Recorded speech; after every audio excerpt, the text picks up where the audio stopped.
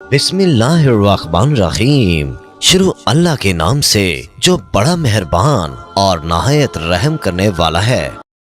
कहा जाता है कि एक गांव था जहां कुदरत की बेपनाह नेमतें थीं। अल्लाह अज़्ज़वजल ने वहां के लोगों को माला माल किया हुआ था। गर्ज के ऐसी नेमतें जिनको देखकर इंसान अक्सर मगरूर हो जाया करता है। और सबसे बड़ी और बुरी बात ये थी कि वो सब के सब काफिर थे। अपनी शान और शौकत और दौलत पर फख्र करते थे। क्योंकि हर शख्स दौलतमंद था और किसी के पास भी रुपए पैसे की कोई कमी नहीं थी। वहाँ नहरें थीं, बागात थे, दरिया थे।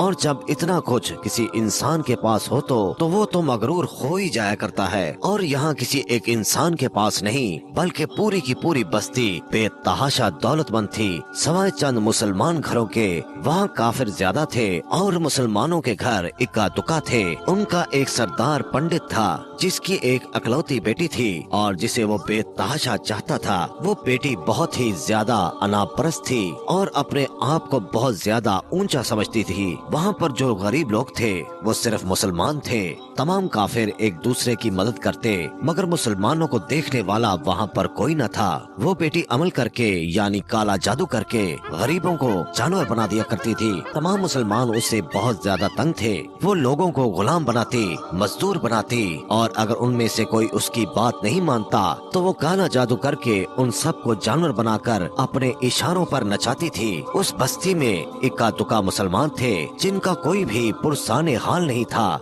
जब पंडित की बेटी का इल्म हद से ज्यादा बढ़ गया तो मुसलमानों में से एक बूढ़े शख्स ने अल्लाह रब्बे करीम के हजूर गिड़गिड़ा कर ये दुआ की, ऐ रब्बे करीम, हमारी नस्लें जो चंद एक यहाँ पर बची हैं, उन नस्लों को तू बचा ले। इस पंडित की बेटी ने हमारा जीना दोबर कर दिया है। कोई भी हमारा मसीहा नहीं है, ना दौलत है ना जिस्मानी ताकत है। ऐ अल्लाह, हमारे लिए कोई ऐसा मसीहा भेज दे जो ना सिर्फ ताकतवर हो बल्कि इस जादूगरनी को भी खरा दे। अल्लाह तबारक ताला ने उस बूढ़े की दुआ कबूल फरमाई और यूं उस जगह एक अल्लाह वाले को भेज दिया। वो अल्लाह वाले यूं ही इस बस्ती में दाखिल न हुए बल्कि एक दिन कुछ अजीब और गरीब वाक़या हुआ। वो पंडित सैर करने के लिए जंगल की तरफ निकला। बड़ी शान से वो सफर करता हुआ जा रहा था। अचानक एक जहरीला सांप उसके सामने आ गया।